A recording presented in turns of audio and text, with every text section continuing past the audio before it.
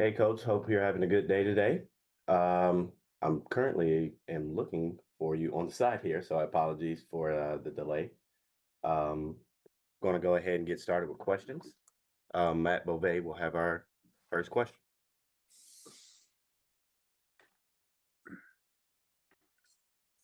Hi, Sean. How are you today? Good, Matt. How you doing?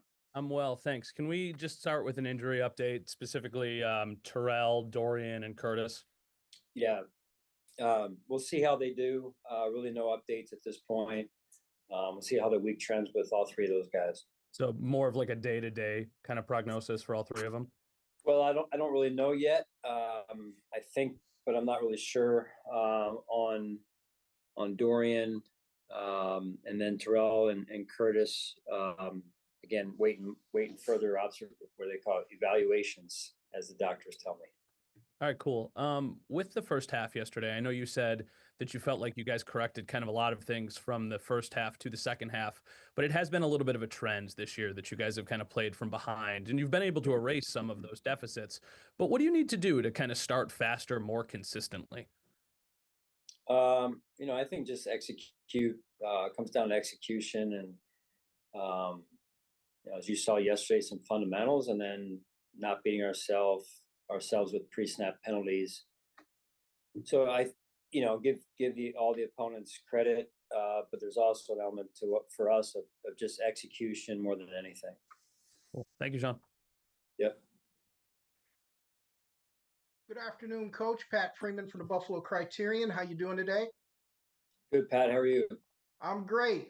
Hey, I want to ask you a question. It's something you've always talked about, taking care of the football, and the quarterback is the person that touches the ball the most. And to my understanding, Josh has not thrown an interception yet. How pleased are you with how he has managed games?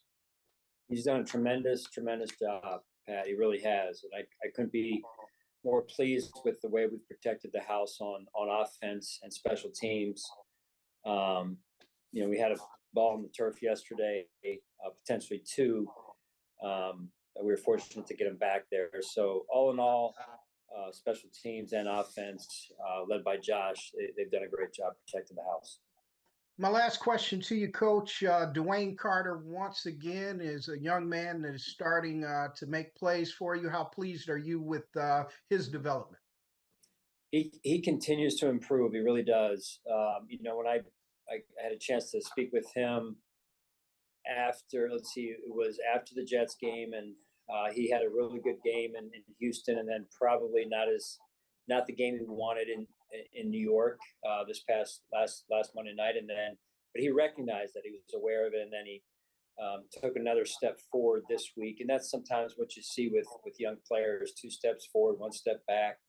Just the patience you got to have. I mean, he's not the only rookie contributor. It's Keon, Ray Davis, DC, as you mentioned, Brandon Codrington, and many others like Cole and Zion and Solomon, who are all out there. Zion wasn't out there this past game, but he's been out there. So a lot of rookies contributing for us. All right. Thank you, Coach. Sure, Pat. Hey, Sean, thanks for doing this. You mentioned going back to the slow starts and execution thing. Is that more focus? It's because it's so regular. Why do you think that maybe they're not as crisp on either side of the ball coming right out the gate? It's a great question, John. It really is. Sometimes it's one side of the ball. Sometimes it's both sides of the ball. If I had the exact answer, I would have gotten it changed by now. Believe me, I don't like getting down 10-0 and or whatever it was. I think Arizona was 17-3 or something like that. So I don't have a lot of hair left on my head, and I'd like to keep what I got. So let's just try and get off to a better start. Just let it go. I could speak from experience. I see that. I see that. Yeah. And shifting gears to Tyler Bass, you mentioned him a little bit post game yesterday. Was able to speak with him. Truly, how did you see him handle the past week and take ownership, and then for him to go perform like he did, even though they were relatively short kicks? How critical do you think that was to establish getting him back on track? I think the way he handled it was as a true pro would. He was honest, forthright, and him acknowledging the situation, and he didn't do anything other than focus in and get his job done. Quite honestly, and hey, that's good enough for me and good enough for the team. So I was happy with the way he performed and how he handled things. Appreciate it, Sean. Thanks. You got it, buddy. Hi, Sean. Spencer Brown yesterday. I know we talked a little bit about the penalties the week before. How did you see him respond during the week? And from just my vantage point, a lot of fans' vantage point, about as complete a game as he could play yesterday, how pleased were you with the way that he responded? Yeah, well, he made it known, I think, to Brandon after the game. Brandon shared the story with me that he said, Brandon walked up to him and said 0 penalties. So it was on his mind. So he received the message loud and clear. And it's cool that he was, aware of it, not only aware of it, but also intent to get it cleaned up. And that's what he did. I thought he played a real solid game, and the effort down the stretch in the fourth quarter, some of those effort plays were, just to me a trademark of who he is, and then this football team as well, the effort that they give. Thanks, Sean. Sure. Sean, John Worrell with the AP. Hi, John. Hi. I know a lot's been made of Dwayne Carter and the impact that he's made now 7 weeks into the season. What do you make of the trust that you put in him to be on the field during that crucial third and fourth down stretch? Yeah, no, great job by him. Great job by the defensive staff as well. I'd like to take the credit, but I'm not the one that handles the rotation there in those situations. So, Coach West, Coach Edwards do a great job with that, and kudos to them for having DC on the field there. He made a great play. What does it say about the trust the coaches have, and what Dwayne has been able to show that he's gained that trust? And what is it about him? I mean, a rookie making these types of plays.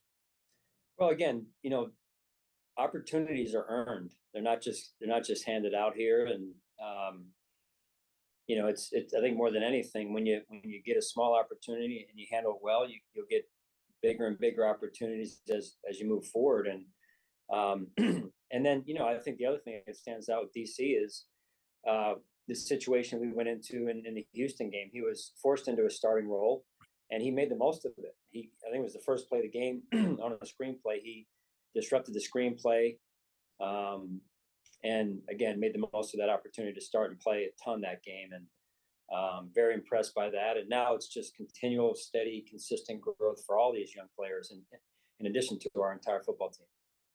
Lastly, you're not going to excuse your schedule. You're not going to, whatever. But how important is it to get a win? You're going against a team now with a winning record in Seattle.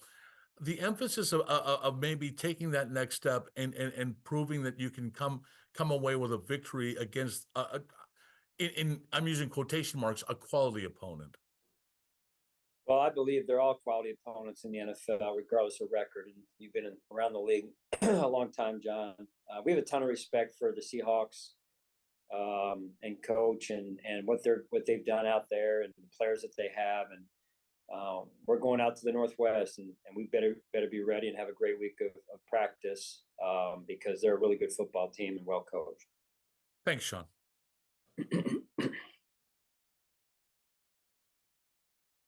Hey, Sean, how are you? Good. How you doing? Not too bad, not too bad. It seemed like yesterday things kind of flipped a little bit in the second half in terms of stopping the run when you guys started adding a safety to the box a little more often. What kind of went into that decision, maybe at halftime, end of the second half? No, I think Bobby really did a good job of varying the calls really in both halves. It wasn't as much the calls as it was just some of our fundamental execution of the call. And so getting our eyes in the right spots, that's a big part of playing good defensive football. So I was really proud of the way that the staff adjusted at halftime and the adjustments that they had to make, which sometimes may not be anything other than just settling the players down and trying to give them a little bit of clarity on what was going on. Because sometimes when you feel like you're out of rhythm, you feel like you don't really know what's happening. You think you plug this hole and this hole opens, and so it's just really trying to get them to understand what's going on, so that then they can settle in and do and execute their fundamentals in this game. And then AJ in the past has talked about leaving some sacks on the table. Well, he's there and he's kind of got the quarterback wrapped up and he gets away.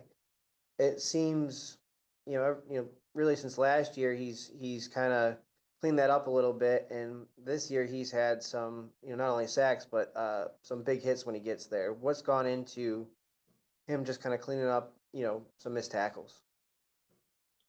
Well, I think, it's probably a better question specifically for AJ, but I would say I think he's really off to a good start. He's doing a lot of good things. He's working on some of the areas of his game that he knows he wants to improve on, which I think is important. And, I think you saw early in the game, they ran a draw on a long yard situation. He got up the field. Later in the game happens again, and he's in better position. So that shows development, that shows growth, even during one game. I think there's more to come there with AJ, and more growth to be had in development, and we look forward to it. He's off to a real good start. It seems Keon is a little bit of the same mold. In Houston, there was an RPO where he wasn't really ready for it, and it hit him in the head. And then yesterday he's ready for it, and I think with 50, 60-yard gain on that. For a young guy like that to kind of see things and make those improvements in such a short period of time, what does that say about him? Yeah, let me just clear that up, because that was not his fault in that situation. So back in the Houston game. So, but to your point, very, very pleased with how he played this week. Again, more growth and development to come, and thought he had a really good week of practice. And he took advantage, to your point, of his opportunities yesterday, and got some rack with the ball after he caught it, in particular the one that you mentioned. So, very pleased with his performance yesterday. Thanks. Sure. Hey, Sean, now that you've had a day to digest Amari Cooper, I don't know that there's a direct line here, which is why I'm asking you. I asked Josh about it yesterday, but right after the game, it's hard to tell maybe. He got going in the second half, and your offense got going in the second half. Is his involvement or his ability to make an impact, did that open up things for everybody else within the game? I know that in general it happens in football, but within the game, was there a direct correlation to that? I mean, listen, when you put a good receiver on the field and a good player on the field, it certainly helps open things up. Is there a specific correlation just to him? I wouldn't say that necessarily. I wouldn't say it isn't, but I would just say overall, I saw our offense start to get into a rhythm better in the second half, probably like you did, Tim, and many of those on the call. And some of that is when you start really winning the line of scrimmage, and being able to run the football like we were in the second half. Very impressed by that. And then that opened up some of the passing game as well. So I thought Joe Brady and the offensive staff did a great job of adjusting, and then the execution led by Josh with some of those throws. And I mean, those were some great catches as well. You mentioned Coop, and you mentioned you got to think about Dalton and some of the catches he made, and some of the runs after catch by Khalil as well. So I'm probably leaving someone out, but overall, I thought the execution in the second half was high level. When you add that big of a component into your offense, and I'm talking holistically about your offense, not just Amari Cooper, but as a head coach who's been around the league for so long, you can kind of anticipate things. But what's your level of anticipation or curiosity even at 12:45 yesterday afternoon about what your offense is going to look like yesterday?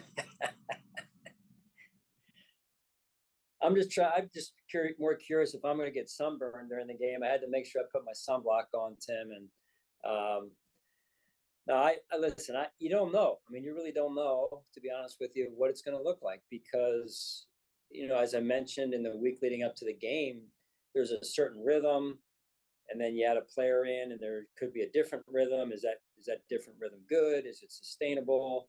There's just some unknowns naturally, right? So, I thought Coop did a phenomenal job. I thought the offensive staff, the players on offense, Coop's teammates all around, offensively, defensively. There's a really cool shot to me on the sideline of one of Coop's catches where he goes out of bounds onto our sideline, and about 4 or 5 people run over and pick him up or try and help him up. Staff, defensive players, offensive players. I mean, to me, that just shows the character of the players on our team and the staff as well, for that matter. Thanks so much, Sean. Sure. You didn't like my sunburn. You didn't like my sunblock joke, Tim. I mean, I don't think he liked that one, Coach. I don't think he liked that one. It was a beautiful day out there. Definitely had to work on my tan there for a minute. But his Victory Monday, Coach. Awesome job yesterday. Midway, again, through the season here, dealing with a lot of turnover, injuries, new acquisitions. Team is 5-2 and nowhere near jailed. What impresses you the most about how your team has played so far near the midway point? I think more than anything, we've shown a ton of poise. The team has shown a ton of poise. I think Josh is really playing the game and especially in the 5 wins and a position of command of the offense and the game, and understanding the situations that the offense is in or that he's in throughout a game as the game unfolds. I think what we've been able to do and coming back, coming from behind, I think has also been good, not ideal. However, I like the way that we're getting contributions from the young players and players that have been forced into action, stepping up, that were primary backups due to injury. And I think that's important because that experience will hopefully, for those players, will hopefully pay off down the road for us as well. And so I think the staff overall and the coaches have done a good job of collaborating and communicating during the week and building game plans. And so still, much work to be done, and we're getting right back at it here with getting our focus on Seattle. Speaking of Seattle, the #1 passing team, 8th in points, but they got an explosive running back in Kenneth Walker III. On the flip side of that, they really get after the quarterback, ranked 6th in sacks, #2 in passing, and 4 in points allowed. On top of it being probably one of the loudest stadiums in the NFL, what is it going to take this week for you guys to go in there and pull out a victory? Yeah, like I said, Mookie, we've got a ton of respect for the Seahawks and their organization, their coaching staff, the players. Tough place to play. We'll have to practice this week at a high level each and every day as we prepare to go out there and earn the right to win, really. Yeah, I know the speakers is going to be loud as ever at practice. Have a good week, Coach. All right. Thanks, you too. Hey, Coach, your team leads the NFL in turnover differential at +10 right now. How crucial has that been to the 5 wins that you guys have so far?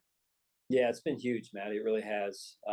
Again, like I mentioned earlier on the call, the way that the offense and special teams units have taken care of the ball, protected the house, the job that Josh Allen has done on, being smart with the ball, throwing the ball away when he needs to, sliding when he needs to as well. To me, the level, his level of decision making has, increased this season, and been very important to our team and the wins that we've had. So, and then the defense and special teams, working to get takeaways and feed the offense has been good to see as well. Thanks, Coach. Got it. So